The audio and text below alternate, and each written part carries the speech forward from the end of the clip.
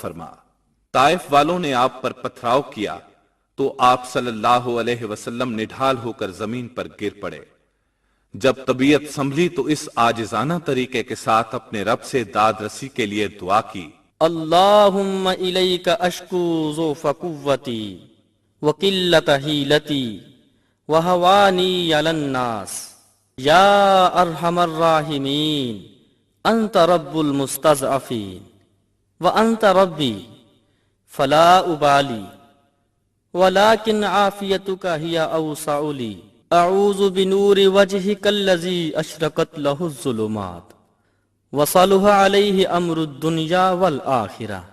بار الہا، میں تجھ ہی سے اپنی کمزوری و بے بسی اور لوگوں کے نزدیک اپنی بے قدری کی فریاد کرتا ہوں۔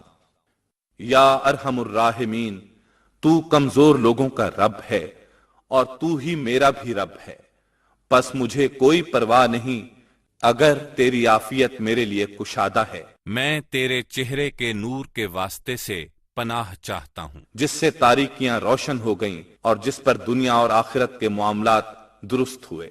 معزز بھائیوں اور قابل صد احترام ماؤں، بہنوں اور بیٹیوں، آپ نے انبیاء علیہم السلام کی دعائیں سماعت فرمائیں اور ان کا ترجمہ بھی سنا۔ غور کریں اور انصاف فرمائیں کہ کسی پیغمبر نے اپنی دعا میں اپنے سے پہلے یا بعد میں آنے والے کسی پیغمبر کے واسطے، وسیلے، صدقے اور اس کی حرمت سے نہیں مانگا۔ انبیاء کی دعوت کا پہلا مقصد یہی تھا اور ہے۔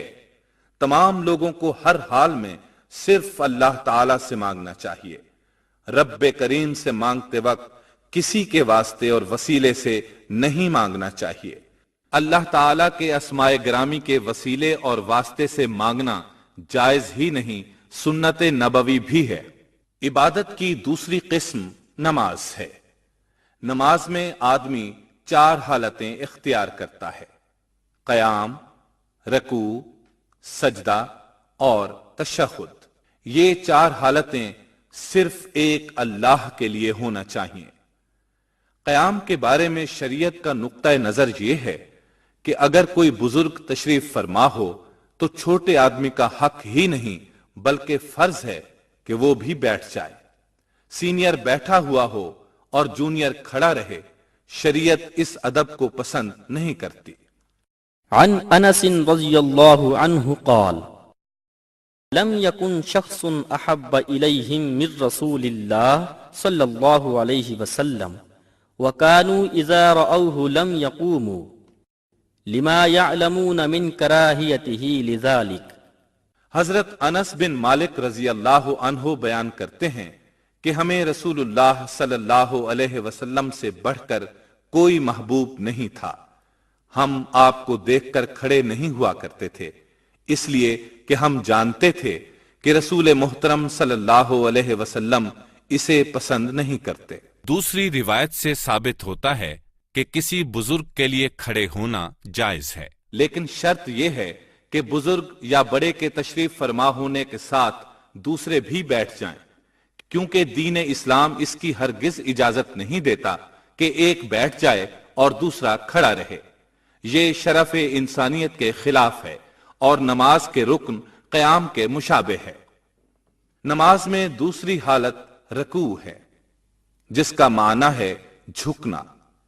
دین کی تعلیم یہ ہے کہ ہر آدمی دوسرے کو فطری طریقے سے ملے، جس میں نہ اکڑاؤ ہے اور نہ ہی بے جا جھکاؤ۔ ہمارے ہاں کچھ لوگوں کو ملتے وقت لوگ دور سے جھکے آتے ہیں۔ ملاقات کے اس انداز سے رسول اکرم صلی اللہ علیہ وسلم نے منع فرمایا ہے۔ عن انس بن مالک رضی اللہ عنہ قال رجل یا رسول اللہ صلی اللہ علیہ وسلم الرجل منا يلقى اخاه او صديقه اينحني له قال لا۔ حضرت انس بیان کرتے ہیں کہ ایک آدمی نے عرض کی کہ اے اللہ کے رسول صلی اللہ علیہ وسلم، ہم میں سے کوئی آدمی اپنے بھائی یا دوست کو ملے تو وہ اس کے لیے جھک سکتا ہے؟ آپ نے فرمایا ہرگز نہیں۔ قابل صد احترام خواتین و حضرات، افسوس انسان جب اپنا مرتبہ و مقام کھو بیٹھتا ہے تو پھر اپنے جیسے انسان ہی نہیں بلکہ اپنے ہاتھوں سے دفن کیے ہوئے لوگوں کی قبروں پر بھی جھکا جاتا ہے، جس کا منظر آپ اپنی آنکھوں سے دیکھ رہے ہیں۔ حالانکہ سرور دو عالم صلی اللہ علیہ وآلہ وسلم نے اس طرح کسی کے سامنے جھکنے سے منع فرمایا ہے۔ نماز میں تیسری حالت اللہ کے حضور سجدہ کرنا ہے۔ سجدہ نماز کا عظیم جزو اور انسان کی عاجزی کی انتہا ہے۔ اس سے آگے نہ انسان جھک سکتا ہے اور نہ ہی اس سے بڑھ کر عاجزی اختیار کر سکتا ہے۔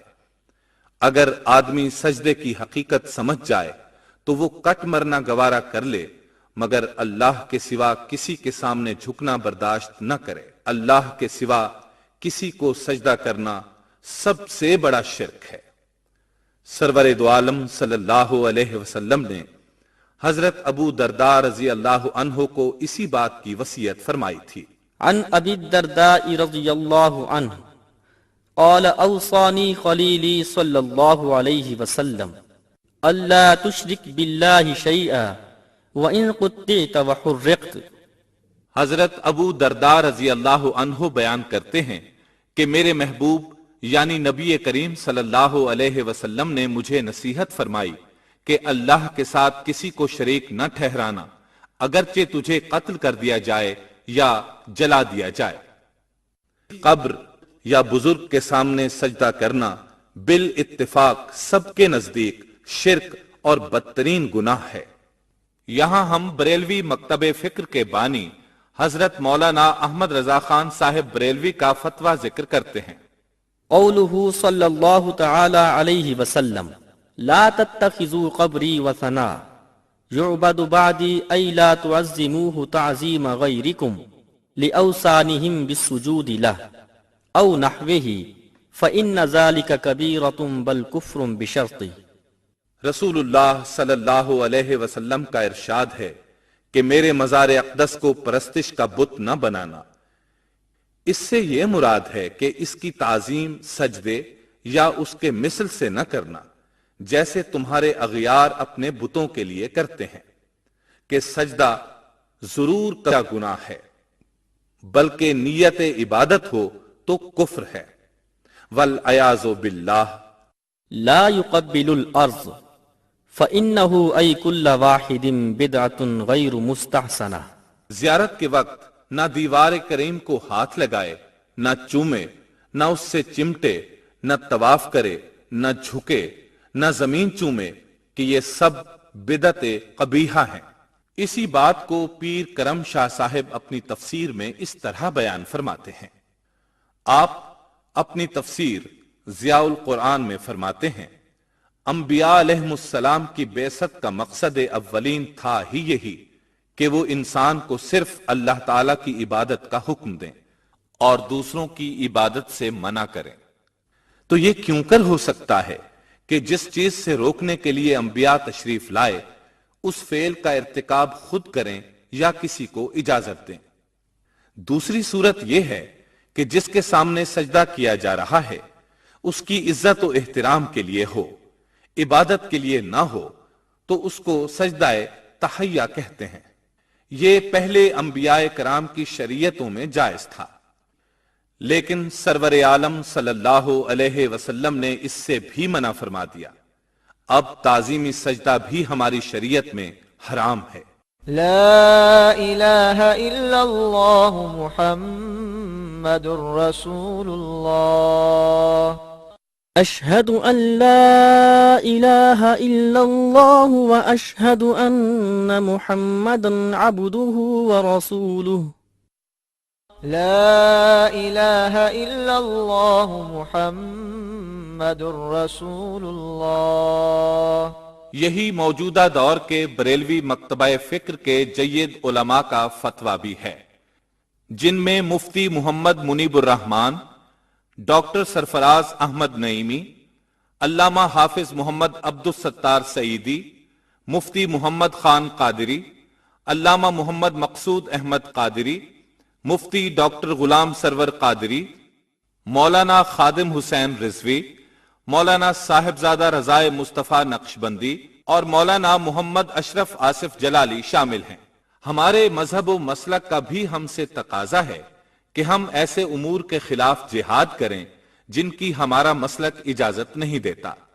چنانچہ اگر کوئی جاہل کسی مزار شریف پر حاضری کے وقت سجدہ یا طواف کی شکل بنائے، کسی مزار کے احاطہ یا کسی جگہ میں آگ جلا کر اس کے سامنے ہاتھ جوڑ کے کھڑا ہو، کسی مزار شریف پر عورتیں بے پردہ حاضری کے لیے جائیں یا بے پردہ عورتوں کا مردوں سے اختلاط ہو، کسی مزار شریف کے احاطہ یا قرب و جوار میں بھنگیوں چرسیوں نے ڈیرے جما رکھے ہوں، کسی مزار شریف پر کوئی نام نہاد پیر یا کوئی عاقبت نا اندیش واعظ اسلامی تعلیمات اور سنی عقائد کے خلاف گفتگو کرتے ہوئے بد عقیدگی یا بد عملی پھیلانے کی کوشش کرتا ہو، یا اس کے علاوہ کسی قسم کی کوئی غیر شرعی حرکات پائے جائیں، ہم سب کا مشترکہ فرض ہے کہ ہم ایسے لوگوں کی حوصلہ شکنی کریں اور انہیں آہنی ہاتھوں سے روکیں۔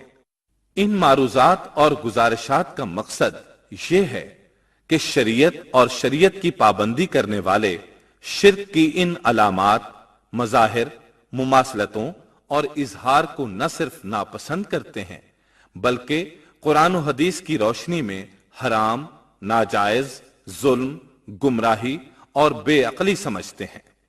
لیکن قرآن، الہامی کتابوں، احادیث اور امت کے معتبر علماء کے واضح موقف کے باوجود ہمارے ارد گرد کہیں نہ کہیں کوئی ایسا مظاہرہ ضرور نظر آ جاتا ہے جو اپنی مماثلت میں شرکیہ اعمال کے زمرے میں داخل ہو جاتا ہے۔ ہم اس مغالطے کا بھی ازالہ کرنا چاہتے ہیں جو علماء قرآن مجید کے الفاظ من دون اللہ کے بارے میں کہتے ہیں کہ من دون اللہ سے مراد بت ہیں، حالانکہ من دون اللہ سے مراد ہر وہ چیز ہے جو اللہ کی راہ میں حائل ہو۔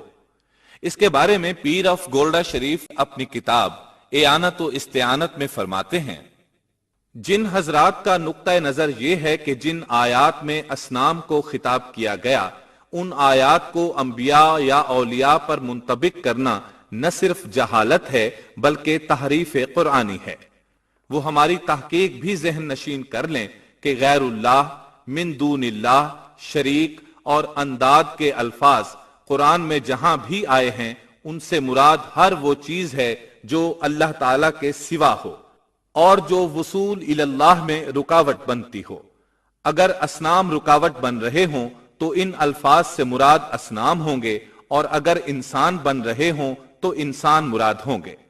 اگر کوئی عالم یا شیخ اللہ کے راستے میں رکاوٹ بن رہا ہے تو وہ یصدون عن سبیل اللہ کے زمرے میں آئے گا، پس ایسا شخص غیر اللہ، من دون اللہ، شریک اور انداد کے الفاظ کا مصداق ٹھہرے گا، جس کے بارے میں رب ذوالجلال کا ارشاد ہے، إن الله لا يغفر أن يشرك به ويغفر ما دون ذلك لمن يشاء ومن يشرك بالله فقد افترى إثما عظيما۔ بے شک اللہ نہیں معاف کرتا یہ کہ شرک کیا جائے اس کے ساتھ، اور معاف کر دیتا ہے شرک کے علاوہ جس کے لیے چاہے، اور جس نے شریک ٹھہرایا اس نے بہتان باندھا اللہ پر۔ کچھ ایسے ہی مناظر پر مبنی رپورٹ سما ٹی وی نے 17 جون 2010 کو اپنے پروگرام میں پیش کی، آپ بھی ملاحظہ فرمائیں۔ عالم اسلام میں اولیاء کرام اور بزرگان دین کے مزارات کی زیارت کا آغاز کب ہوا اس کی کوئی حتمی تاریخ تو موجود نہیں۔ اللہ تعالیٰ کے مقرب اور محبوب بندوں کی زیارت و ملاقات کے لیے جانا عند اللہ محبوب عمل ہے، اور حضور صلی اللہ علیہ وآلہ وسلم کے فرامین سے ثابت ہے زیارت قبور کا مقصد عبرت حاصل کرنا اور اپنی موت کو یاد کرنا ہے، جبکہ مدفن کے لیے مغفرت کی دعا اور اس کے لیے فاتحہ خوانی کرنا بھی مقصود ہے۔ پاک و ہند کے مزارات کا رخ کریں تو لوگوں کا ایک جمع غفیر تو نظر آتا ہے، لیکن یہ جمع غفیر فاتحہ خوانی کے مقاصد کو بھول کر اپنی مغفرت کی دعائیں کرتا دکھائی دیتا ہے۔ لوگ مقامات مقدسہ پر اپنی پریشانیوں اور اپنے مسائل کا سدباب ڈھونڈتے ہوئے نظر آتے ہیں، زیارت قبور کے لیے آئے لوگوں کا کہنا ہے کہ اولیاء کرام کی قبور اللہ سے مانگنے کا وسیلہ ہیں۔ قرآن مجید کی